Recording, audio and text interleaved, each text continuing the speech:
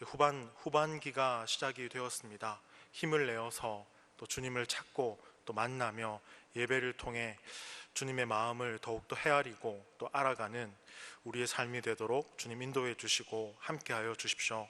모든 예배 가운데 영광 받아 주옵소서.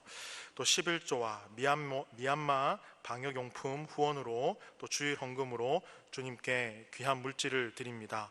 이 물질을 드린 그 손길과 귀한 땀방울을 주께서 기억하여 주셔서 하나님 나라 가운데 또 선교사님을 위해서 귀하게 잘 사용되어질 수 있도록 주님 함께하여 주옵소서. 드린 손길 위에 복의 복을 더하여 주옵소서. 감사하며 예수님의 이름으로 기도합니다. 아멘. 옆 사람과 인사하겠습니다. 예수님의 이름으로 사랑합니다. 무더운 여름 잘 보내고 계십니까? 네, 은혜의 단비가 여러분의 삶 가운데 가득하기를 소망해 봅니다. 그리고요, 제가 예배 시간마다 말씀드리는데요, 사랑을 잘 표현하고 계시나요? 사랑을 표현한 인증샷 내용들 저에게 보내주시면 제 사랑을 보여드린다고 했는데요, 아직까지 아무도 연락이 없으십니다. 그래서 제가 먼저 사랑을 보여드리겠습니다. 교회 앞에는요 비거커피가 있습니다. 교회를 오며 가며 목이 마르시거나 시원한 음료가 생각나실 때 제 이름을 대고 음료수를 드십시오. 뭐라고요? 제 이름을 대고 음료수를 드시면 되겠습니다. 안 그래도 오늘도요, 제가 비거커피에 제 손님이 오셔서 잠깐 갔더니 목사님 이름으로 누가 커피를 먹고 가셨습니다 하더라고요. 아멘, 오셨구나 드디어. 네, 가서 꼭 드십시오. 이렇게 말하면 꼭 안 드시더라고요.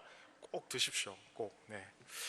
자, 오늘요 시편 함께 읽은 127편 1절에서 5절 말씀을 가지고 여호와께서 세우시는 집 혹은 여호와께서 세우시는 가정이라는 제목으로 말씀을 드리고자 합니다. 오늘 설교를 준비하게 된 동기가 있습니다. 비대면 사회로 전환이 되면서 우리 각 가정에서 이 가정 예배가 조금 회복되어졌으면 좋겠다. 우리 각 가정에서 자녀들을 이 믿음 안에서 잘 양육하시고 또 우리 부모님들께서도 믿음 안에서 이 비대면 사회를 또 주님 앞에 진실하게 잘 보내셨으면 좋겠다. 그런 마음의 기도가 있었고요, 또 묵상이 되어져서 말씀을 준비하게 되었습니다. 오늘 함께 읽은 이 127편은요 솔로몬의 시편입니다. 우리가 솔로몬의 시편이라고 할 때요 가장 떠오르는 단어가 있는데요, 그것은 바로 지혜라는 단어입니다. 왜냐하면요 솔로몬 하면 지혜, 또 지혜라는 단어를 생각하면 이 성경에서 솔로몬이라는 인물이 생각나기 때문입니다. 이 시편 역시 인생에 대한 솔로몬의 통찰력과 지혜가 담긴 가르침의 시편입니다. 그리고 이 시편은요 가정에 관한 교훈으로 많이 사용되는 시편 중에 하나이기도 합니다. 건강한 가정, 번성하는 가정, 뿌리가 견고한 가정의 기초는 무엇인가? 이 질문에 대한 대답을 오늘 이 127편 시인은요 말씀을 통해 우리에게 해주고 있습니다. 시인은 건강한 가정, 뿌리가 견고한 가정, 번성한 가정은요 하나님의 손에 맡겨진 가정이라고 선포합니다. 뭐라고요? 하나님의 손에 맡긴 가정이다. 자, 1절 말씀을 한번 보시면요 이런 표현이 나옵니다. 여호와께서 집을 세우지 아니하시면 세우는 자의 수고가 헛되며 여호와께서 성을 지키지 아니하시면 파수꾼의 깨어 있음이 헛되도다. 이 1절에서 집과 성이라는 이 표현이 나오는데요, 이것은 가정을 의미하는 표현이기도 합니다. 이 시인은 집을 세우고 성을 지킨다라는 표현을 통해서 하나님께서 가정의 참된 보호자가 되신다라는 것을 강조하고 있습니다.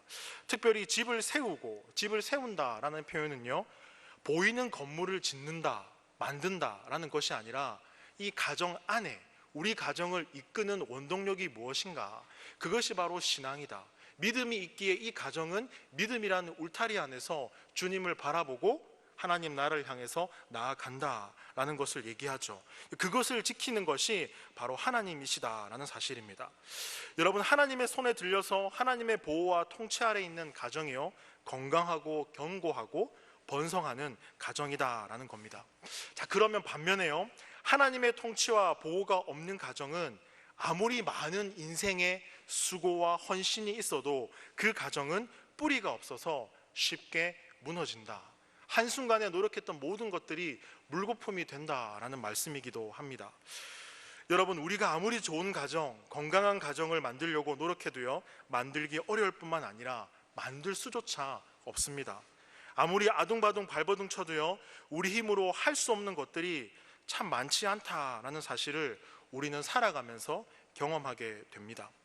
저도요, 30대 때 이런 걸 잘 몰랐습니다. 40대, 50대를 지나가고 있는 우리 남자 집사님들을 만나게 될 때마다 이런 말씀을 하시더라고요. 내가 굳이 지금까지 목숨 걸고 붙들었던 것들을 조금은 내려놔도 괜찮더라고요 라고 하더라고요. 내가 그것을 붙잡고 나아가지 않아도 가정이라는 이 울타리 안에서 함께하는 것, 또 신앙이라는 울타리 안에서 함께하는 그 부분이 분명히 있다라는 사실을 이제 알게 되었다라고 하시더라고요. 아니라 다를까 예수님께서도 말씀하시죠. 수고하고 무거운 짐진 자들아 다 내게로 오라. 내가 너희를 쉬게 하리라. 여기서 말하는 이 수고는요, 최선을 말합니다. 내가 내 인생을 최선을 다해서 수고하고 열심히 살아간다라는 거죠. 그렇게 사는 인생아 어떻니? 행복하니? 아니지. 그러면 이제 나에게 와라. 그리고 너의 수고함을, 너의 그 힘듦을 나에게 맡기고 너는 하루하루를 그렇게 살아가라 라고 하죠. 그 평안함을 얘기합니다. 그런데 말은 쉽지만 우리들의 삶은 어떻습니까? 여러분, 주님께 맡기고 저녁에 이부자리를 피고요, 베개를 베시고 편안하게 잠이 드십니까? 아니죠. 전전긍긍하죠. 잠이 안 오죠. 밤이 새죠. 주님은 계십니까? 주님은 내 삶에 어디에 계십니까? 이런 기도가 나오기도 하죠. 그러나 주님은 맡기라 라고 말합니다. 아마 시인도 이런 인생에 대한 한계를 경험했던 것 같습니다. 2절 보시면요, 너희가 일찍 일어나고 늦게 누우며 수고의 떡을 먹음이 헛되도다 라고 말씀합니다. 뭐라고요? 너희가 일찍 일어나고 늦게 누우며 수고의 떡을 먹음이 헛되도다. 무슨 말씀인가 묵상해 보면요, 가정을 위해서 열심히 일하고 많은 수고와 노력을 해도 그 모든 쌓은 것들이 날아가는 것은 한순간이다 라는 겁니다. 여러분, 아무리 돈을 많이 모아도 건강을 잃었다고 생각해 보십시오. 자녀가 아프다고 생각해 보세요. 아무것도 아니죠. 돈을 모아둔다 해서 그 돈이 내 품 안에 평생 있습니까? 그것도 아니죠. 순식간에 날아갈 수 있습니다. 저는 이 2절 말씀을 묵상할 때마다 우리 자신이 가정에 대해 자신할 수 있는 것이 아무것도 없다라는 것을 깨닫게 됩니다. 때문에 우리가 항상 가져야 될 자세는요, 하나님께서 우리의 주인이심을 인정하고 맡겨드리는 것, 그것이 너무나 필요하다라는 생각이 듭니다. 하나님이 우리의 주인이시고 주인이신 그분께 내 삶을 맡긴다라는 겁니다. 가정의 가장 중요한 부분인 자녀의 문제요, 그리고 경제적인 문제, 신앙의 문제, 건강의 문제, 관계의 문제까지 모든 문제에 대해서 하나님께 맡기는 것, 그것이 가장 중요하다라는 것입니다. 여러분, 가정을 하나님께 맡긴다는 것은요, 하나님을 주인으로 인정하고 하나님께서 우리 가정을 다스리시도록 그 통치권을 내어드리는 겁니다. 누구에게요? 하나님께. 근데 이 통치권은 각 가정마다 누구에게 있나요? 아내에게 있습니까? 배우자에게 있습니까? 아니면 공동 명의입니까? 어떻습니까? 모든 것을 주님께 맡겨야 된다라는 거죠. 왜냐하면 왜 주님께 맡겨야 될까요? 주님은요, 알파와 오메가요, 처음과 마지막이시기 때문입니다. 창조하시고 새하늘과 새 땅에 소망을 주시고 처음과 마지막이신 그 주님께 내 인생을 내어드리는 것, 왜냐하면 우리는 그 사이에서 살아가고 있거든요. 주님께서 십자가에서 죽기 직전에 뭐라고 하셨습니까? 다 이루었다. 다 이루신 그 주님께 내 삶을 맡길 때 주님의 일하심, 주님의 그 함께 하심이 내 삶 가운데 나타난다라는 겁니다. 다 이루신 그 주님께 우리의 삶을, 우리 인생의 이 통치권을 맡겨드리는 저와 여러분의 인생이 되기를 소망해 봅니다. 때문에요, 가정에 문제가 생길 때마다 하나님을 의지하고 하나님께 기도하며 문제들을 풀어가야 되죠. 하나님께 맡기고 의지할 때 막혔던 모든 문제들이 한순간에 해결되어지는 그 역사를 경험하게 됩니다. 자, 그러면서요, 뿐만 아니라 가정 예배를 통해서 하나님께서 가정의 주되심을 우리도 고백하고 인정하게 됩니다. 여러분, 한번 설문조사 한번 해보겠습니다. 즉석 설문조사. 가정 예배를 주 1회 드리신다. 주 2회 가정 예배를 드리고 있습니다. 주 3회 드리고 있습니다. 여기 계신 분들은 주 7회 가정 예배를 드리고 계시는 분들인 것 같습니다. 그죠? 저는요, 결혼을 하고 가장 좋았던 게 가정 예배 시간이었습니다. 가정 예배를 집에서 드려본 경험이 없었거든요. 그런데 이 믿는 집에 장가를 간 제가, 저희 장인어른이 항상 생일날, 사위 생일, 그리고 딸 생일, 또 아버님 생일, 어머님 생일, 그리고 명절에 항상 가정 예배를 아버님께서 인도하셨습니다. 그 가정 예배에 참석했을 때 너무 좋았습니다. 교역자 된 사위에게 오늘은 우리 사위 장서방이 기도해 볼까? 너무 좋더라고요. 가정 예배가 정말 이렇구나. 나는 나중에 어떤 가정 예배를 인도할 수 있을까? 그런데 아버님께서 소천하시고 나자 이 가정 예배를 드리는 시간이 많이 줄어들었습니다. 아버님의 권위에 모였던 큰형님, 둘째 형님, 막내 동서 가족들. 그러니까 제가 이제 목사지 않습니까? 이 목사도 권위가 있을 거라 생각을 했습니다. 여러분, 가정 예배가 있습니다. 우리 다 모여서 함께 해줬으면 좋겠습니다. 기도는 첫째 형님 집사님께서 해주세요라고 했더니 첫째 형님이 왜 목사가 성도를 괴롭히십니까? 이런 얘기를 하시더라고요. 오늘은 말씀 없는 이 가정 예배 어떻습니까? 라고 건의를 하시더라고요. 우리 기도하면 되지 않겠습니까? 이런 얘기를 하시더라고요. 와, 참 이 가정 예배 드리는 건 역시 쉽지 않다라는 생각이 들어졌습니다. 저희 집은 개인적으로 일주일에 한 번 정도 가정 예배를 드리고 있습니다. 그런데 이게 쉽지가 않더라고요. 근데 좋은 것은요, 아이가 그것을 배워간다라는 겁니다. 아이가 가정 예배를 드리면요, 하나님의 뜻이 가장 앞에 있고 하나님의 뜻을 중심으로 가정이 움직인다라는 사실을 알게 됩니다. 이 비대면 예배 시대 때 가정이 회복할 수 있기를 소망해 봅니다. 실제로 합동측 교회 600명의 목사님들이 모였을 때요, 설문조사를 한 내용이 있습니다. 코로나19 이 시대에 가장 필요한 것이 무엇일까요? 회복되어야 될 것이 무엇일까요? 600명의 목사님 중에서 24%가 개인의 경건, 예배 생활이 회복되어야 됩니다 라고 얘기를 하셨습니다. 정말 맞지 않습니까? 우리의 이 개인의 경건, 가정에서부터 회복되어야 되지 않을까 싶습니다. 하나님을 주인으로 섬기며 모든 문제의 결정권을 하나님께 드릴 때 우리의 가정은요, 하나님께서 친히 다스리시고 통치하시고 인도하시는 가정이 될 것입니다. 그런 의미에서 질문 한번 드려볼까요? 우리 가정의 주인은 누구십니까? 아시죠? 모르면 말고요. 시인은요, 하나님의 통치의 결과에 대해서 2절 후반부에 이렇게 말씀을 이어갑니다. 그러므로 여호와께서 그의 사랑하시는 자에게는 잠을 주시는도다. 여기에 잠은요, 게으름을 의미하는 것이 아니라 참된 성도들이 믿음 안에서 순종할 때 얻는 참 평안을 이야기합니다. 잠을 주신다는 것은 하나님께서 평강을 주신다라는 말씀입니다. 잠언 16장 3절에서 이렇게 말씀합니다. 너의 행사를 여호와께 맡기라. 그리하면 내가 경영하는 것이 다 이루어지리라. 우리의 가정을 하나님께 맡길 때에 참된 평화가 있고요, 하나님께서 통치하실 때 더욱 온전한 가정으로 세워지고 번성하게 될 것이다 라는 것입니다. 맡기는 자는요, 하나님께서 우리 가정을 위해서 일하시는 것을 볼 수 있습니다. 그런 의미에서 한번 따라해 보겠습니다. 맡기는 자가 됩시다. 한 번 더요. 맡기는 자가 됩시다. 그런 의미에서 세 가지를 맡기셨으면 좋겠습니다. 첫 번째, 자녀를 하나님께 맡기시기를 부탁드립니다. 하나님 중심으로 가정에서부터 예배를 통해서 말씀을 가르칠 수 있는 부모와 또 그런 믿음의 선배가 되기를 소망해 봅니다. 셀에서도 마찬가지고요. 두 번째로 부탁드릴 것은요, 물질을 하나님께 맡기시기를 부탁드립니다. 세 번째는요, 먹고 사는 문제 역시 하나님께 맡기시기를 부탁드립니다. 우리가 한번 생각해봤자 거기지 않습니까? 주님은 기가 막힌 타이밍에 기가 막힌 방법으로 우리의 상황을 이끌어 가시죠.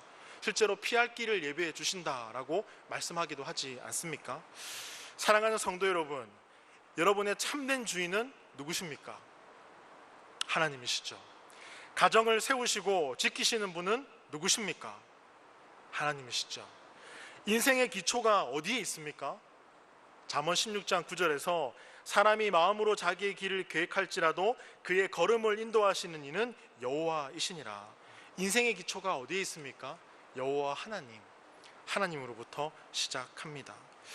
하나님이 우리 가정의 주인이 되실 때요, 우리의 가정은 비로소 안전하고 견고하고 형통하게 될 것입니다.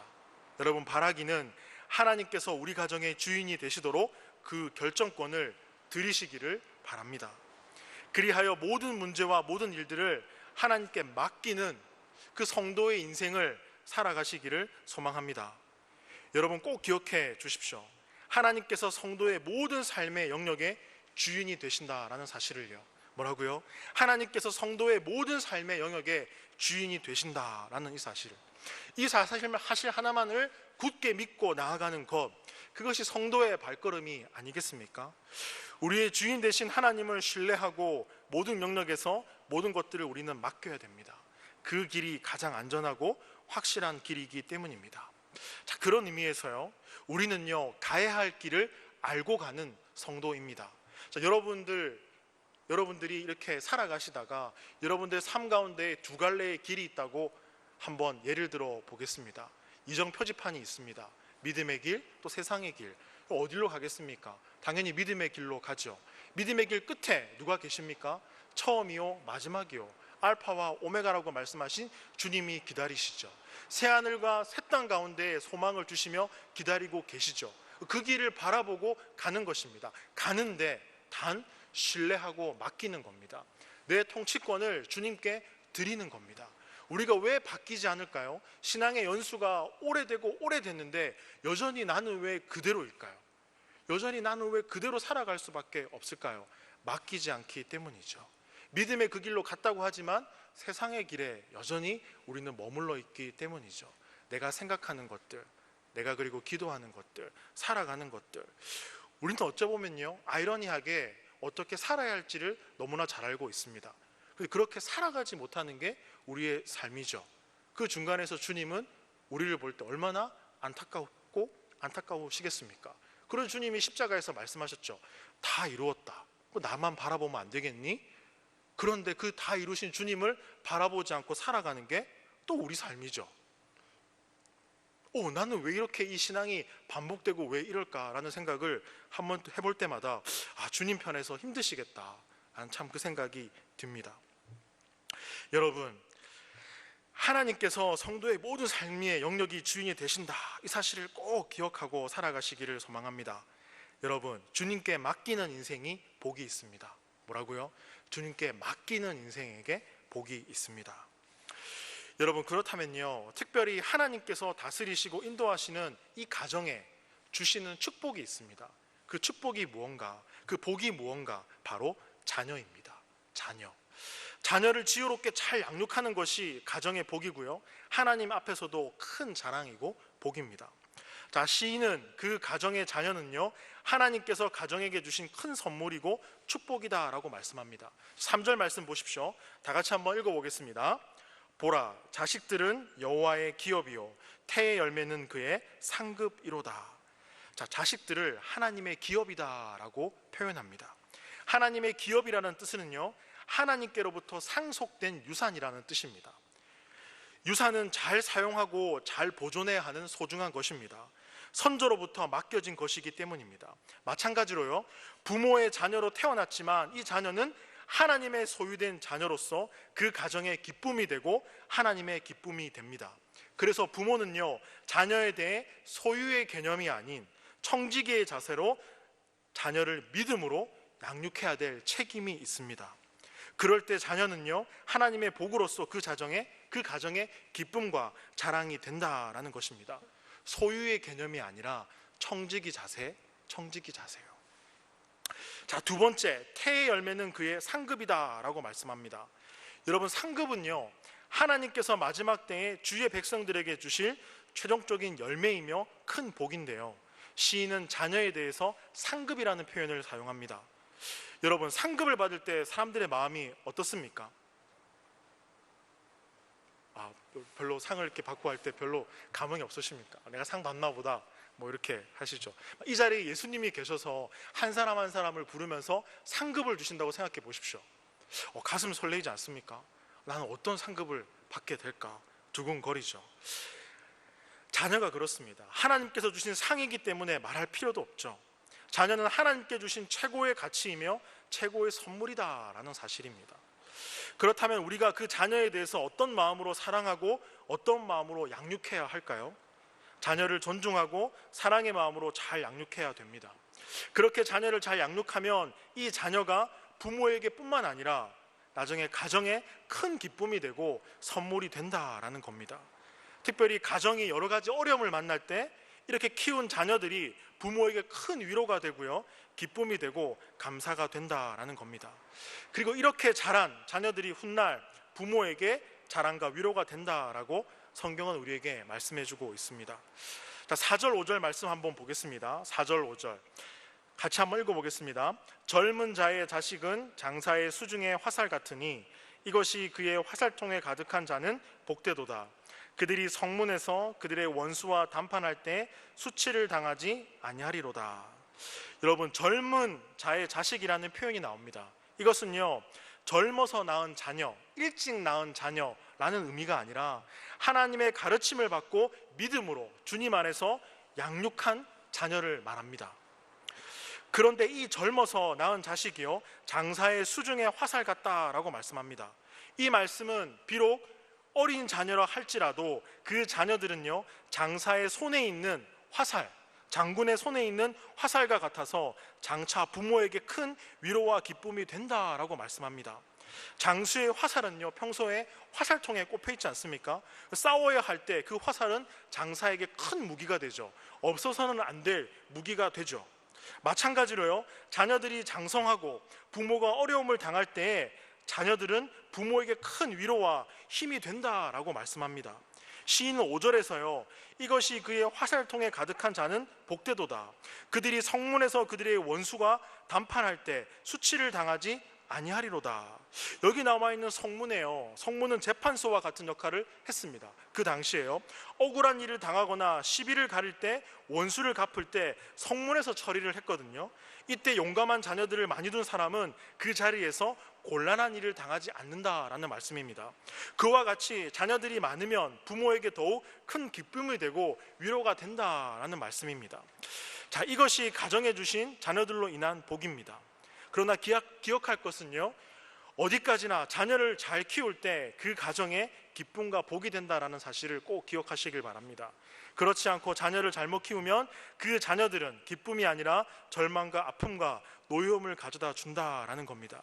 그래서 자녀를 청지기로서 믿음의 자녀로 양육하는 것이 중요하다라는 사실입니다. 여러분, 한결같이 자녀들을 사랑하시면서, 형제자매들을 사랑하시면서 관계를 맺어가고 계십니까? 여러분은 어떻습니까? 자녀와의 관계가 좋으십니까? 형제자매들과의 관계가 좋으세요? 저는 관계가 흐트러지고 좋지 않을 때가 참 많습니다.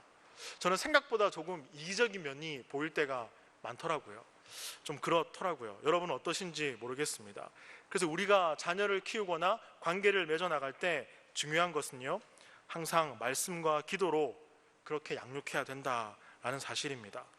사랑하는 온누리교회 성도 여러분, 자녀는 하나님께서 가정에 주신 기업이며 상급입니다. 소유가 아닌 청지기로서 자녀를 섬기며 사랑으로 양육해야 됩니다. 특별히 유아부부터 고등부까지 자녀를 둔 성도님들이 계시다면 내 소유가 아니라는 사실을 꼭 명심해 주시기를 바랍니다. 뿐만 아니라 우리 가정이 하나님을 주인으로 모시고 하나님을 사랑하고 섬기는 가정이 될 때 그런 환경 속에서 자라난 자녀들이 부모의 기쁨이 되고 자랑이 된다는 사실을 꼭 기억하시길 바랍니다. 그렇게 세우신 그 자녀들을 통해서 그 가정은 시대를 넘어 믿음의 가문으로 번성하게 될 것입니다. 오늘 말씀을 보시면 이렇습니다. 정리하면요, 자녀는 하나님이 세워주시는 것입니다. 자녀를 주신 분도 또 가정을 세우시는 분도 하나님이시죠. 하나님이 간섭하시고 하나님이 주시는 생명을 통해 가정은 세워집니다. 오늘 본문에 보시면 자녀를요 여호와의 기업으로 표현합니다. 소유가 아닌 청지기의 자세로 믿음으로 자녀를 양육하시는 저와 여러분의 삶이 되길 소망해 봅니다. 그렇게 되면 우리의 가정이, 우리 자녀들의 가정이 믿음의 명문 가정으로 세워지지 않을까요? 저는 장인어른과 함께 드렸던 그 가정 예배 가운데 늘 장인어른이 한결같이 부르시던 찬송가가 있었습니다. 사철의 봄바람 불어있고, 특별히 저는 3절 이 가사가 너무 은혜가 되더라고요. 아침과 저녁에 수고하여 다 같이 일하는 온 식구가 한 상에 둘러서 먹고 마셔 여기가 우리의 낙원이라 고마워라 임마누엘. 주만 섬기는 우리 집 고마워라 임마누엘. 복되고 즐거운 하루하루. 그 은혜에, 믿음에, 그 감격과 감동과 사랑이 있는 하나님께서 세우시는 그런 온누리 교회 성도님들의 각 가정이 되기를 소망하고 기도해 봅니다. 그리고 축복합니다. 이 말씀 기억하시면서요 우리 기도했으면 좋겠습니다. 우리 가정이 주님이 세우셨듯 우리 가정을 주님께 맡기고 내 삶의 모든 것도 주님께 드리며 그 주님과 함께 하는 삶을 살아갈 수 있는 우리가 되게 해달라고 한 목소리로 다 같이 기도하겠습니다. 하나님 감사합니다. 하나님께서 세우시는 가정, 하나님이 역사하시는 가정, 하나님이 함께하는 가정, 모든 것을 주님께 맡기고 주님의 그 인도하심을 따라 살아가는 가정이 되기를 기도하고 꿈꾸고 소망합니다. 주님, 비대면 사회를 맞이하여서 가정에서부터 이 믿음의 신앙교육이 잘 이루어질 수 있도록 소유의 개념이 아닌 주님이 주신 축복이며 선물의 그 개념으로 청지기의 그 자세로 자녀를 양육하고 형제 자매들과 관계를 맺어나가며 이 성도의 삶을, 믿음의 삶을 살아가는 우리 온누리교회 모든 성도님들의 삶이 될 수 있도록 주님 인도하여 주시고 함께하여 주옵소서. 감사하며 예수님의 이름으로 기도합니다. 아멘.